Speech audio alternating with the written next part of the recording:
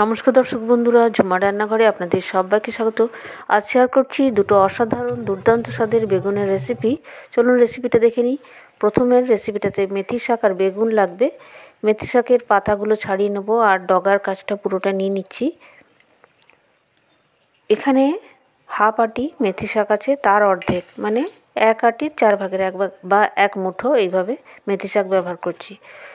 একটা বড় সাইজের বেগুন নিয়েছি, যেটাকে লম্বা দিক থেকে অর্ধেক করার পর আবারও কেটে নিচ্ছি। একটা বেগুন লম্বা দিক থেকে 4 টুকরো, তারপর মাঝখান থেকে কেটে নেব। একটু বড় সাইজই রাখছি। বেগুনগুলো একটু জলে ডুবিয়ে তুলে নেব।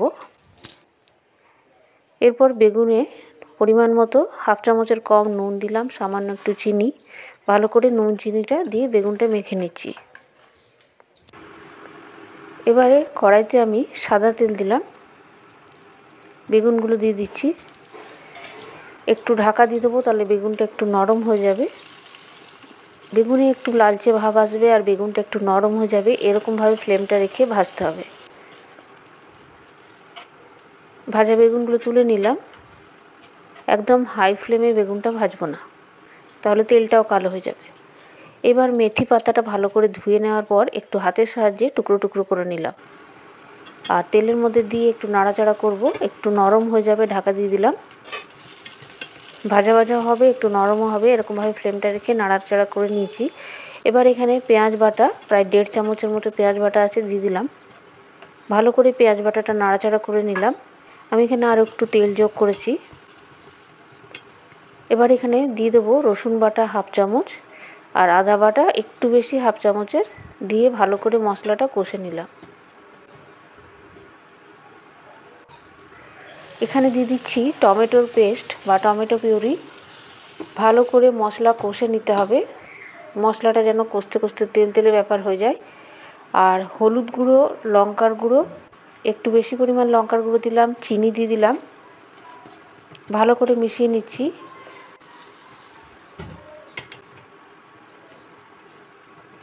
এইবার জল দিয়ে দিচ্ছি। 1 কাপের মতো জল দিলাম আর পরিমাণ মতো নুনটা দিয়ে দিলাম। আগে বেগুনে একটু নুন দেওয়া আছে, সেভাবে নুনটা দিতে হবে। ভাজা বেগুনগুলো দিয়ে দিচ্ছি। ভালো করে একটু ফ্লেমটা মিডিয়াম করে ঢাকা দিয়ে দিলাম। বেগুনটা একটু নরম হয়ে গেলেই বুঝতে হবে হয়ে গেছে প্রায়। মাঝে একবার উল্টে দিচ্ছি আর গরম মশলার গুঁড়ো ছড়িয়ে নামিয়ে নিতে হবে। বন্ধুরা, এই রেসিপিটা বানিয়ে না খেলে বোঝা যাবে না এটা কতটা ভালো খেতে। এই একটা রান্না দিয়েই ভাত বা রুটি খাওয়া হয়ে যাবে। গরম গরম ভাতের সাথে যদি এই একটা রান্না হয়, তাহলেই পুরো ভাত এক নিমেষে খাওয়া হয়ে যাবে, এটা আমি বলে দিলাম। এই রেসিপিটা অবশ্যই একবার বানাবেন, এটা দারুণ খেতে। আর দ্বিতীয় রেসিপিটার জন্য দুটো বেগুন ছোটো সাইজের নিয়েছি, মাঝখান থেকে লম্বা দিক থেকে কেটে 2 টুকরো করে নেব। একটু জলে ডুবিয়ে নিলাম। এবার বেগুনের মধ্যে সামান্য নুন, সামান্য চিনি হাতের সাহায্যে এইভাবে ছড়িয়ে দেবো, নাহলে বেশি হয়ে যাবে। বেগুনে বেশি নুন দিলে ভালো লাগবে না। আর বেসন এইভাবে হাতের সাহায্যে নিয়ে একটু মাখিয়ে নিচ্ছি। প্রায় 1 চামচের মতো বেসন মাখিয়ে নিলাম।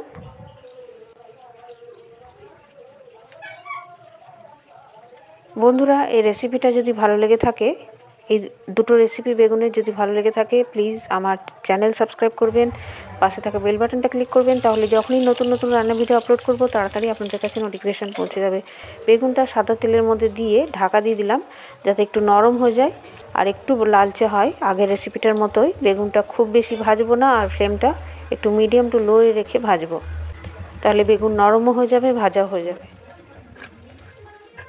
এবার লাল হয়ে গেছে, তুলে রাখলাম। এবার তেলের মধ্যে এখানে জিরে ফোড়ন দিলাম আর একটা টমেটো ছোটো ছোটো টুকরো করে দিয়ে দিলাম। টমেটোটা একটু নরম হওয়ার জন্য নুন দিয়ে দিচ্ছি। এবার এটা একটু ঢাকা দিয়ে দিলে নরম হয়ে যাবে। খুন্তির সাহায্যে ম্যাশ করে নিলাম। দিয়ে দিচ্ছি হাফ চামচেরও কম হলুদ গুঁড়ো আর লঙ্কার গুঁড়ো একটু বেশি দিলাম, হাফ চামচের। আর দিলাম কাশ্মীরি লঙ্কার গুঁড়ো। আর কোনো মশলা পড়বে না, হলুদ আর লঙ্কার গুঁড়োই পড়বে। ভালো করে মশলাটা কষে নিচ্ছি যেন তেলটা ছেড়ে আসে। পরিমাণ মতো নুনটা মশলার মধ্যে দেবো, তাহলে খেতে ভালো লাগবে, আর চিনি। আর আমি এখানে রোস্টেড ময়দা, যেটা আমি একটা টিপস দিয়েছিলাম এর আগে ভিডিওতে, সেই ময়দা রাখাই আছে, সেটা থেকে হাফ চামচ ময়দা দিয়ে দিলাম, এতে গ্রেভিটা খুব সুন্দর হয়। এবার ভাজা বেগুনগুলো দিয়ে দিলাম, একটু মশলার সাথে উল্টে পাল্টে নিচ্ছি। আর বেগুনটা সেদ্ধ হওয়ার জন্য একটু জল দিয়ে দেবো, 2টো চেরা কাঁচা লঙ্কা দিয়ে দিলাম, একটু জল দিয়ে ঢাকা দিয়ে দেবো, বেগুনটা সেদ্ধ হয়ে যাবে আর একটু মাখা মাখা মতন হয়ে যাবে। একটু ঝোলটা গাঢ় গাঢ় হয়ে গেলে ধনেপাতা কুচি ছড়িয়ে নামিয়ে নিতে হবে। বেগুন সেদ্ধ হতে বেশি সময় লাগবে না। তো বন্ধুরা, রেসিপি ভালো লাগলে লাইক, শেয়ার এবং কমেন্ট করতে ভুলবেন না। ধন্যবাদ।